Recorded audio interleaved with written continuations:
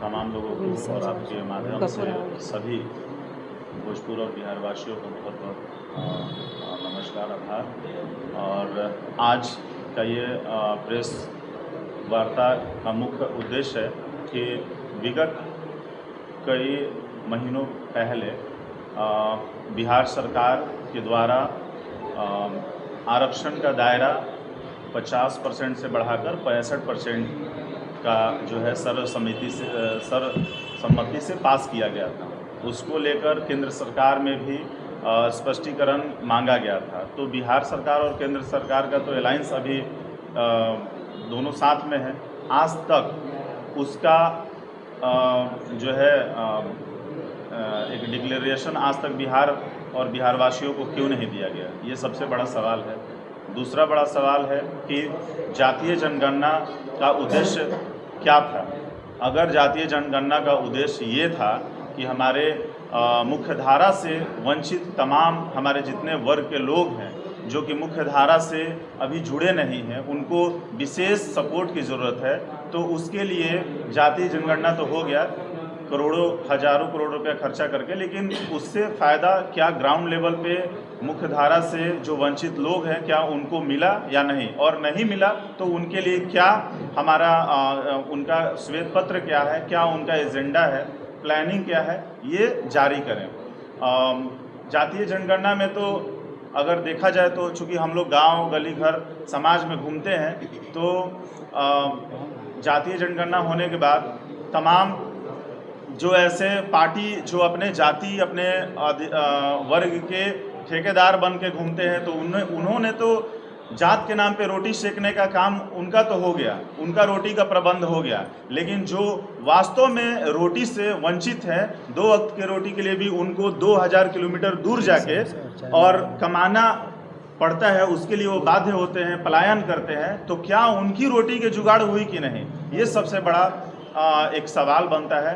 दूसरा कि यही हमारे मुख्यमंत्री जो है 10 साल पहले बोल चुके थे कि जितने भी गरीब दलित महादलित के लोग अगर हत्या हो जाता है उनको आपराधिक घटना में, तो उनको नौकरी और 3 डिसमिल ज़मीन मिलेगा। क्या ये ज़मीनी स्तर पे ये पूर्ण हुआ है या नहीं, ये भी बहुत बड़ा सवाल है।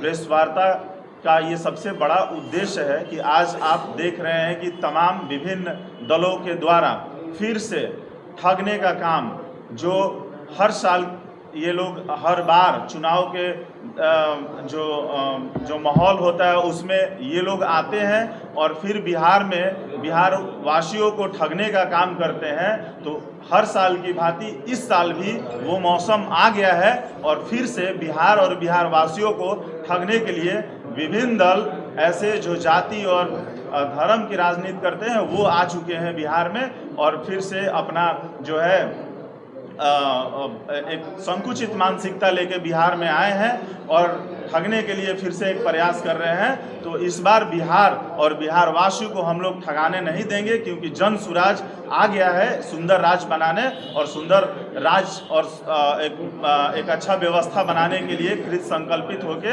हम लोग आगे हैं। बिहार का अगुवाई अब जन सुराज करेगा सुंदर राज बनाने के लिए, और सुंदर राज बनाने के लिए सबसे पहले हम आपके तमाम माध्यम आप तमाम मीडिया भाइयों के माध्यम से हम सभी गरीब दलित शोषित पीड़ित छात्र नौजवान और किसान महिलाओं को हम ये आग्रह करना चाहते हैं कि फिर से ठगाना नहीं है, फिर से उन लोगों के जो है चक्कर में नहीं आना है, और जाति और धर्म के बेस पे और उसके आधार पे अपना मत को बर्बाद नहीं करना है। अगर अपना मत जिसके लिए लोकतंत्र में आपको अधिकार दिया है मत का, उस मत का जो है सबसे बड़ा अगर आधार है, सबसे बड़ा एजेंडा है, तो वो है रोटी कपड़ा और मकान। उसके लिए कितने हमारे रोजगार के सरकार व्यवस्था कर रहा है, उसके लिए क्या पलायन को कमी किया गया है या नहीं किया गया है, उसके लिए हमारे शिक्षा का व्यवस्था जो प्रॉपर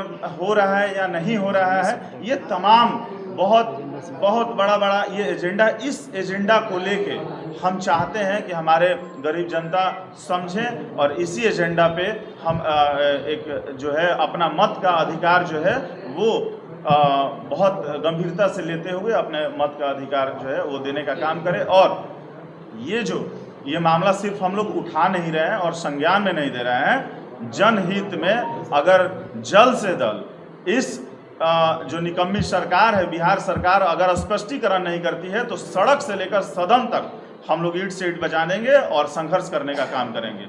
धन्यवाद। सोनू। नमस्कार, आप सभी भोजपुर जिले के प्रिंस और प्रेस मीडिया वालों को भोजपुर जिला अध्यक्ष अभय सिंह का बहुत नमस्कार। आप लोगों का हमारे जिला कार्यालय में स्वागत है। आज प्रेस कॉन्फ्रेंस करने की मुख्य वजह जो है हमारी पार्टी ने अपनी घोषणा पत्र जारी किया है, क्योंकि आप लोगों ने देखा होगा पिछले कुछ महीने पहले भोजपुर जिले में पूरे बिहार में जाति जनगणना की गई थी। तो जाति जनगणना में हुआ क्या था, क्योंकि हम लोग तो लोकल हैं, हम लोग तो पता है, वही लोग आरा शहरी क्षेत्र में भी रहते हैं, ग्रामीण में भी रहते हैं, पटना शहरी क्षेत्र में रहते हैं, पटना ग्रामीण क्षेत्र में रहते हैं, विभिन्न भोजपुर पूरे बिहार में हुआ क्या है कि एक ही जगह पे दो उसी जाति के लोगों का दो बार नाम चढ़ गया है। तो ये जातिगत जनगणना जो है ये बिल्कुल बेकार है। जो लोग बाहर रहते थे, प्रवासी मजदूर रहते, उनका जनगणना हुआ नहीं। जो यहाँ पे है उन लोगों ने जो नाम लिखा है वहाँ पे उनका लिखा गया, यहाँ वहाँ लिखा गया। तो हमारा सबसे पहले जो है बिहार सरकार से मांग है हमारी कि चूँकि आप लोगों ने जनगणना कर लिया, अच्छा आप लोगों ने कहा था कि जनगणना के बाद 50 से 65% तक आरक्षण की जो सीमा है वो बढ़ाई जाए। तो उन्होंने बढ़ाया नहीं। आप लोगों ने कहा कि केंद्र को अनुमोदन भेजा गया है, तो केंद्र से आपकी क्या बात हुई, केंद्र ने आपको क्या जवाब दिया? हमारी पार्टी उसके लिए चाहती है कि आप उस पर एक श्वेत पत्र जारी करें। दूसरा है, माननीय मुख्यमंत्री जी द्वारा एक सर्वेक्षण और कराया गया था बीपीएल परिवारों का, महादलित परिवारों का, दलित और महादलित परिवारों में, जिसमें 94 लाख गरीब परिवारों का आर्थिक सर्वेक्षण हुआ था जो गरीबी रेखा से नीचे। चूँकि अभी तो सरकार का दावा है कि कभी कोई गरीब नहीं है, लेकिन फिर भी बिहार सरकार ने निकाल लिया कि हाँ हमारे पास 94 लाख गरीब परिवार हैं जो बीपीएल में आते हैं, गरीबी रेखा से नीचे में आते हैं, बिलो पॉवर्टी लेवल। तो बिहार सरकार ने घोषणा की थी कि 2-2 लाख रुपये जो सबको आर्थिक सहायता दी जाएगी। वो 2 लाख की आर्थिक सहायता अभी तक कितने लोगों को दी गई हम लोग की जानकारी में तो है कि अभी तक किसी को नहीं दी गई है।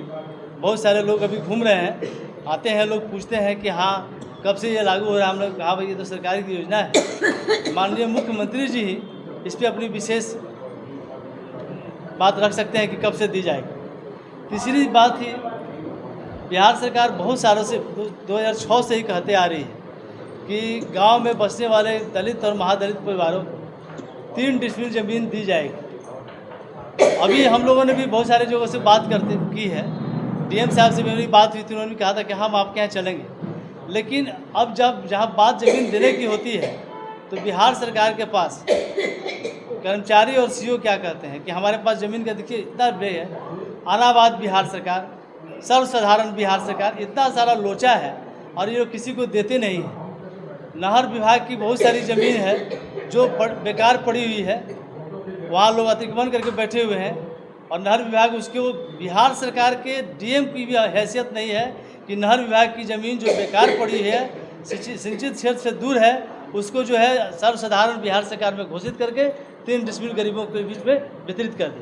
तो हम चाहते हैं बिहार सरकार से कि बिहार सरकार इस पर भी अपना श्वेत पत्र जारी करे कि 3 डिसमिल ज़मीन कब और कितने लोगों को दी जाएगी।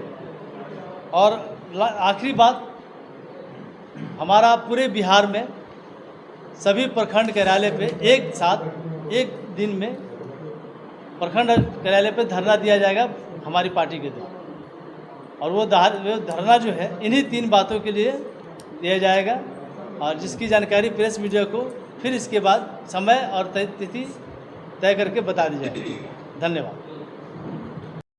मेरा नाम डॉक्टर पद्मा ओझा है, मैं महिला जिला अध्यक्ष भोजपुर की हूँ। मैं आप सभी मीडिया कर्मी को और प्रिंट मीडिया को बहुत धन्यवाद देती हूँ और स्वागत करती हूँ हमारे पार्टी ऑफिस में।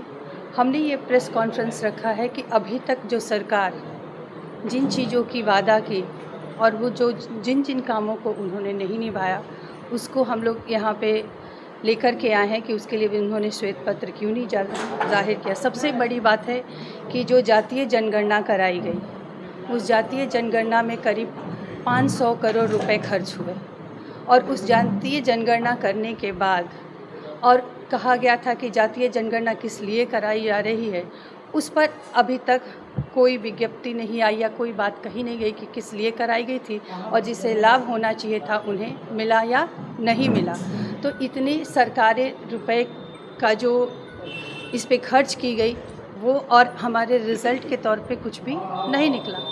दूसरी चीज़ जो है कि इस जातीय जनगणना के तहत जैसे भैया ने कहा कि 94 लाख लोगों के लिए जो कहा गया था कि रोज़गार करने के लिए 2 लाख रुपए दिया जाएगा गरीबों को ताकि रोज़गार वो करें, उस पे अभी तक कुछ भी नहीं हुआ है। तीसरी चीज़ है कि जो गरीब 50 लाख लोगों के लिए जो भूमिहीन लोग थे उनके लिए 3-3 डिसमिल ज़मीन की बात की गई थी, उसमें भी 2,35,000 लोगों को शायद भूमि मिले हैं, बट भूमि मिले हैं क्या, उसमें 1,20,000 सिर्फ कागज़ पे मिले हैं, ज़मीन पे कुछ भी नहीं है। तो ये काम भी अधूरा है। चौथी बात जो है वो है हमारे भूमि सर्वेक्षण की, कि भूमि सर्वेक्षण जो हुआ है 2013 से शुरू हुआ था, आज 2025 हो गया और इन 12 सालों में भूमि सर्वेक्षण कितना हुआ है तो 20% भी कंप्लीट नहीं हुआ है।